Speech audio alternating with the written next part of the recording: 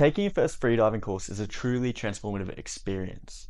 Not only is it going to give you skills to help you in the water, but you're also going to be equipped with skills that are going to help you navigate the turbulent seas of life. Freediving will open up new opportunities for adventure. It's going to allow you to understand yourself in a deeper way, and you're going to also connect with nature and community in a way that you never have before. Whether you've already signed up for a course or you're on the fence about one, this video is going to help you prepare. I'm Curtis, a freediving instructor at Deep Sensations Freediving, one of Australia's leading freediving schools and a global hub for online freediving education. Stressing about your freediving course is perfectly normal. Anytime you're doing something new, you're going outside your comfort zone, so you're not alone if you are feeling any stress or doubt in the lead up to your course. And the fact that you are willing to push yourself into trying something new is something that you should be proud of already. But let me say this, there is zero expectation for you to perform any specific dive or requirement during the course. This course is all about you and how it feels for you. And you're going to work closely with an instructor that's going to support and encourage you every step of the way. The real value of this course isn't in a certification card. The value lays in the knowledge and the experience you're going to get out of the duration of your course, along with the connections and memories that you'll make. And if the certification is something that means a lot to you and for some reason you're not to pass the requirements, you have 12 months to complete those requirements. So there's absolutely no pressure to get it all in just a few days. Let's start with one of the key skills that you'll learn on your course, equalization. We've got an in-depth video on equalization coming soon, so make sure that you subscribe and like this video, turn those notifications on so you don't miss it. For now, we're just going to keep it very, very basic and just give you some exercises to work on in the lead up to your course. If you don't get any of this part, that's completely fine. Most of the people attending the freediving course are coming in with no prior knowledge, experience, or training. So the fact that you're already here watching this video and working on this skill is going to help you in the lead up to your course. The first step of frenzel equalization is we're going to want to practice making a T sound.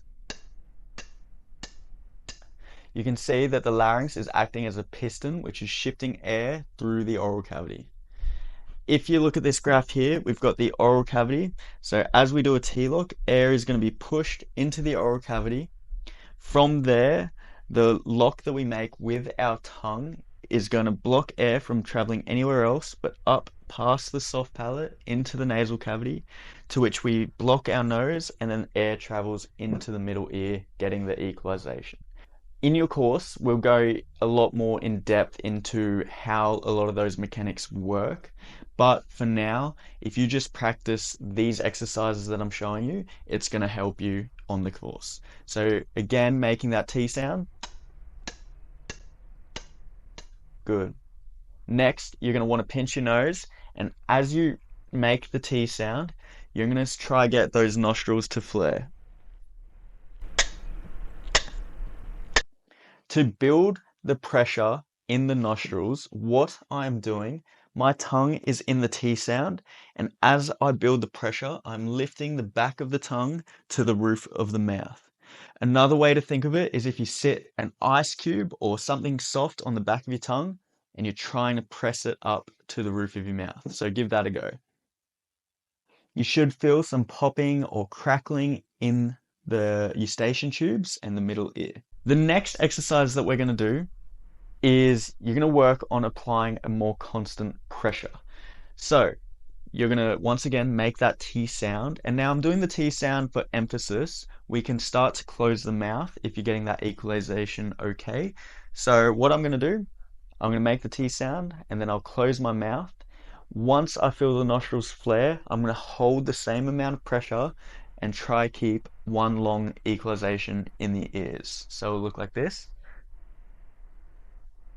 And then I'll do it with my mouth closed.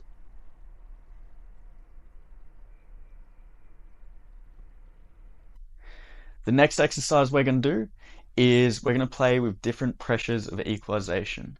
So now we're going to try work on getting that frenzel equalization as subtle as possible. So we're going to do 3 T-locks, trying to apply as little pressure as possible and just becoming aware of the sensations in our mouth.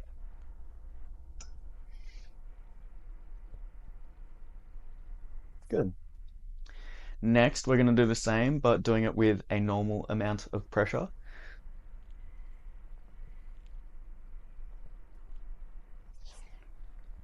Now I want you to do a similar thing, but this time we're going to hold for 3 seconds with each cue. So equalizing, release, and equalize again, release, and equalize again, and release. Good. Equalization requires a lot of awareness of the muscles in our mouth. And again, if these exercises aren't making sense, that's completely okay because an instructor will work with you closely on the course.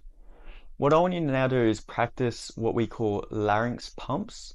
So we're going to practice pushing our larynx up. And one way to do this is to make a groper call. You can see that it's rising and falling. You can get it more subtle. Another way to think of the groper call is if you're trying to vomit into your mouth. You know, that kind of that sort of sensation. So, but again, we want to try get it subtle. Practice 10 of those. The next we're going to do is dropping the larynx. And this is going to look a little silly, but it's trying to make yourself gag with your tongue. So if you stick your tongue out and then you're going to drop the tongue back into the mouth.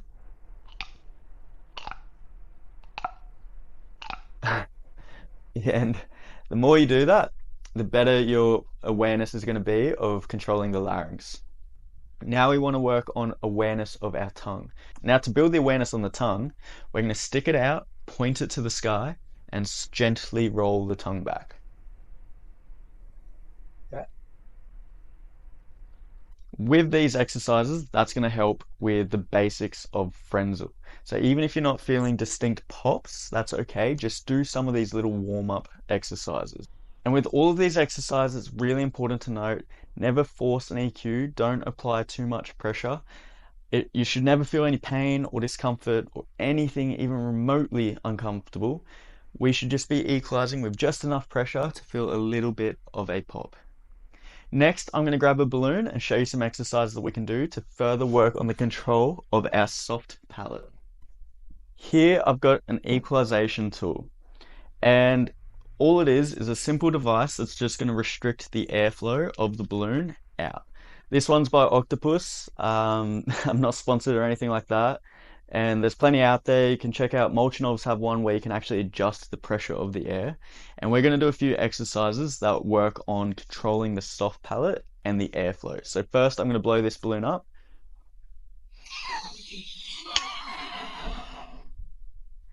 Now what I'm going to do is I'm going to release the pressure of the balloon and I'm going to practice opening the soft palate and letting the air flow out of my nose, making sure that I'm not letting air go into the mouth.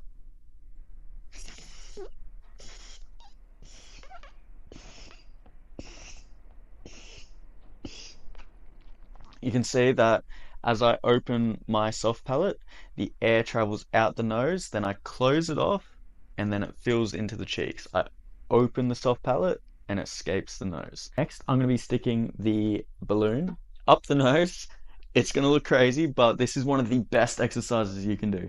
So I'll release the air pressure, open the soft palate so air flows down the nose and out the mouth.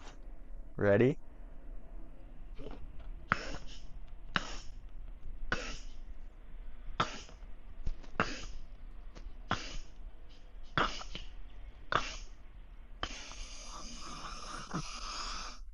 Practicing this exercise every single day will help you massively in the lead up to your course. You don't need one of these EQ tools. I do recommend getting one. You can simply do it with the balloon and just release a bit of pressure with your fingers to control how much air is coming down. The next exercise we're going to do is going to be a T Frenzel into the balloon. So I'm going to put the balloon to the nose. I'm going to pinch one nostril and you're going to see that I'm doing a T Frenzel, which will keep the pressure going into the balloon. Really important with Frenzel, we want to make sure that we're not blowing with our stomach, because if we're doing that, we're using a different equalization technique. So once again, balloon to the nose.